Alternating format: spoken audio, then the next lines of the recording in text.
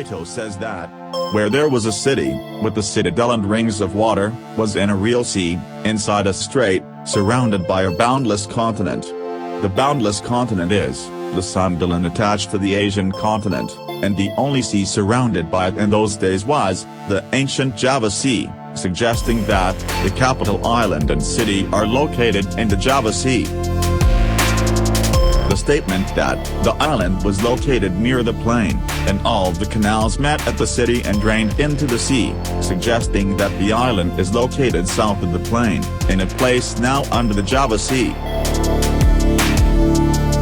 The site is identified by the sailors as Gosong Gia, or Annie Florence Reef, a coral reef described as small in extent and dries at low water.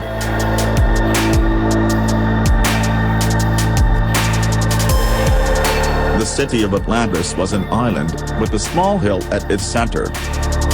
The city and the island existed long enough for many kings to develop it. It had rings of water and a passage from the sea to the inner ring. They bridged over the zones of sea, which surrounded the ancient metropolis. A stone wall began at the sea and went all round.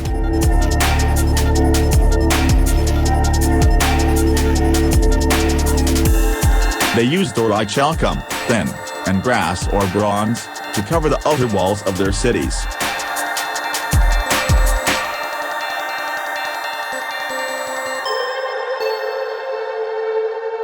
There was a hill, not too high, near the middle of the center island.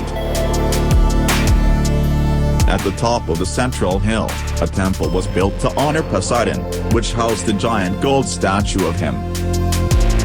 They built the palace and the habitation of the god and of their ancestors, which they continued to ornament in successive generations. As said by Plato, the temple of Poseidon was built in the center island, which was a hill, encircled by rings of waters. To reach the temple from the innermost ring of water, steps on the hill slope were definitely required. This could mean that the temple is featuring an earth and stone step pyramid structure, characterizes the original culture of Nusantara, that is referred to as Pundanbarundak. The temple was also the place to worship their ancestors, as well as menhirs, stone tables, and stone statues. Austronesian megalithic culture and Nusantara features an earth and stone step pyramid structure, referred to as Pundanbarundak. Pundanbarundak is regarded as one of the characteristics of the original culture of the archipelago. These structures have been found and spread throughout Nusantara, as far as Polynesia.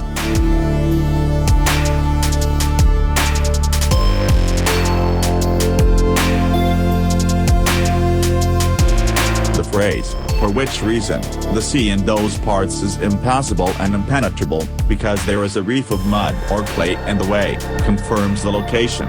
Coral reef is scarce in the Mediterranean, so that the Greeks and the Egyptians did not own the term.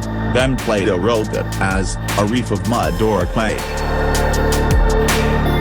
Coral reefs grow best in warm, shallow, clear, sunny, and agitated waters, and on hard, underwater surfaces, thus constitute the ideal conditions for the Java Sea. It is confirmed further by the phrase, caused by the subsidence of the island, as the growth of the coral reef was caused by the sea level rise during the last glacial period. The sea level kept rising until about 6,000 years ago. Corals grew on the solid structures,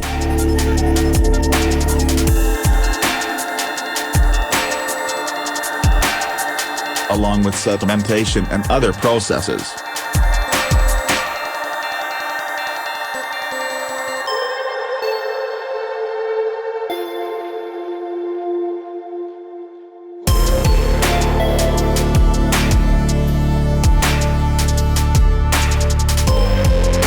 There is an existing coral reef, named Gosong Gia, or Annie Florence Reef. The top of the reef is about 10 meters below the average sea level, and the surrounding seabed is about 55 meters below the average sea level. The city structures are still apparent from the patterns of the reefs. The depth of the sea here exactly coincides the land level about 11,600 years ago. As Plato writes that, the sea in those parts is impassable and impenetrable, because there is a reef of mud or clay, or a coral reef.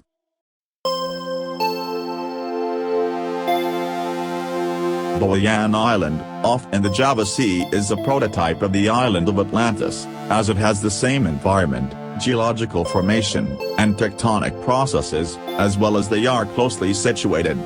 Boyan and Atlantis Islands are both located on a geological arc, identified by the geologists as Boyan Arc. It is described that they had springs, one of cold and another of hot water. There are several hot and cold springs in the Boyan Island, resulted from the tectonic activities in the region.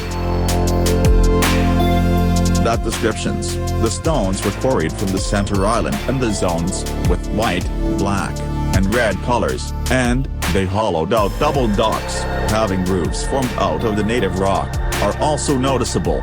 The stones are apparently similar to the igneous rock deposited in the Boyan Island, having the acidic white, alkaline black red, and ferroxide red rocks.